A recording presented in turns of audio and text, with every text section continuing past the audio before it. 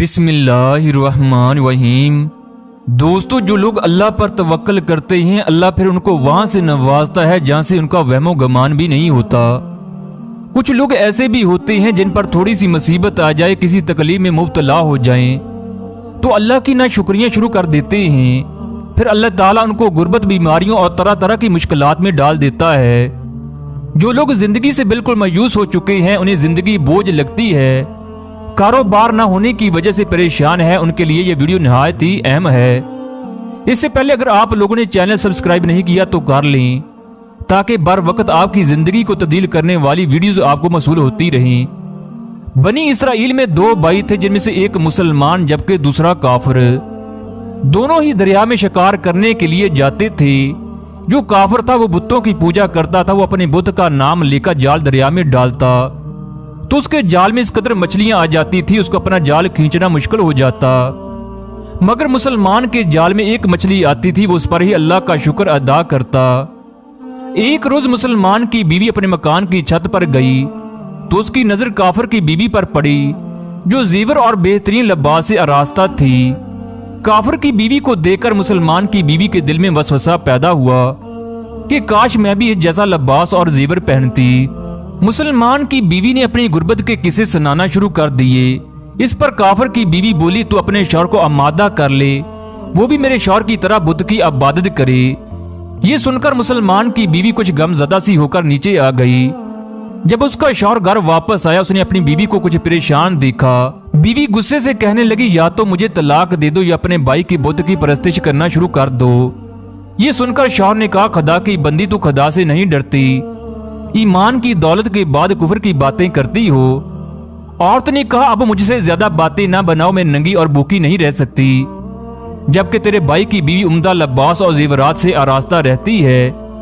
जब मुसलमान ने देखा औरत जिद पर उतर आई है, उसका असरार हद से बढ़ने लगा, तो उसने औरत को तसल्ली दी, अच्छा घबराने की जरूरत नहीं है, मैं कल से मजदूरों में जाकर मेहनत करके तुझे रोजाना 2 दरहम देता रहूंगा, तो इससे अपनी हालत दुरुस्त कर लेना। ये सुनकर औरत को कुछ तस्कीन हासिल हुई। वो सुबह ही मजदूरी के लिए निकला, लेकिन कहीं भी उसे मजदूरी ना मिली। ये देखकर वो दरिया के किनारे पहुंचा और शाम तक खुदा की इबादत में मसरूफ रहकर रात को जब घर आया तो बीवी ने पूछा, आज तुम कहाँ थे? शौहर कहने लगा, मैं बादशाह की खिदमत में था, उसने मुझे 30 दिन काम की शर्त पर रख लिया है। औरत बोली, बादशाह तुम्हें 30 दिन के बाद क्या देगा?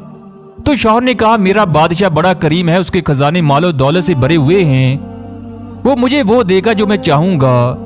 चनाचा इस तरह वो बराबर अल्लाह की इबादत में मसरूफ रहा। तीसरी रात हुई तो बीवी ने कहा, अगर कल तूने मुझे मजदूरी लाकर ना दी तो तुम पर मुझे तलाक देना जरूरी हो जाएगा।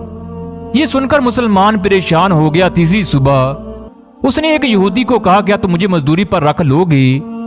ये सुनकर यहूदी कहने लगा, हाँ तुमको मजदूरी तो मिल जाएगी, लेकिन शर्त यह है कि मेरे पास तुम्हारे खाने के लिए कोई बंदोबस्त नहीं है। चनाचा ये मुसलमान रोजे की नीयत करके यहूदी के यहाँ काम पर लग गया। चनाचा अल्लाह ताला के हुक्म से जिब्राईल अलैहिस्सलाम 29 अशरफियां नूरानी तबाक में लेकर इसके घर पहुंच गए। जिब्राईल अलैहिस्सलाम ने उसकी बीवी से कहा, मैं बादशाह का कासिद हूँ, उसने ये अशरफियां तुम्हारे लिए भेजी हैं। जिब्राईल अलैहिस्सलाम फरमाने लगे, तेरा शौहर हमारे यहाँ काम करता था, हमने उसको नहीं छोड़ा, लेकिन उसने हमें छोड़ दिया है और वो यहूदी के पास जाकर काम करने लगा है। अगर वो हमारे यहाँ काम करता तो उसको और ज्यादा मजदूरी दी जाती। पास एक अशरफी की कमी इसी वजह से हुई है। औरत एक अशरफी लेकर बाजार चली गई तो सार्फ ने 1000 दरहम उसकी कीमत उस औरत के हवाले कर दी। जब मुसलमान शाम को घर वापस आया तो उसकी बीवी ने पूछा, आज तुम कहाँ थे? उसने जवाब दिया, आज मैं एक यहूदी के यहाँ काम पर गया था। तो बीवी कहने लगी, आखिर तुम बादशाह की खिदमत तर्क करके दूसरों की खिदमत क्यों करते हो? तो फिर उस औरत ने अशरफियों का वाकया सुनाया, जिसको वो सुनकर बेहोश हो गया। जब इस मुसलमान को होश आया तो कहने लगा, अफसोस, मैंने बादशाह की खिदमत को तर्क कर दिया। इसके बाद उस मुसलमान ने औरत को तलाक दे दी और पहाड़ों पर चला गया, जहाँ खुदा की इबादत में रहकर उसका इंतकाल हो गया। खुदा के खजानों में कोई कमी नहीं है, अल्लाह पर तवक्कुल ईमान का हिस्सा है। अगर हमें मांगना आ जाए तो हम लोग जिंदगी में कभी मायूस नहीं होंगे।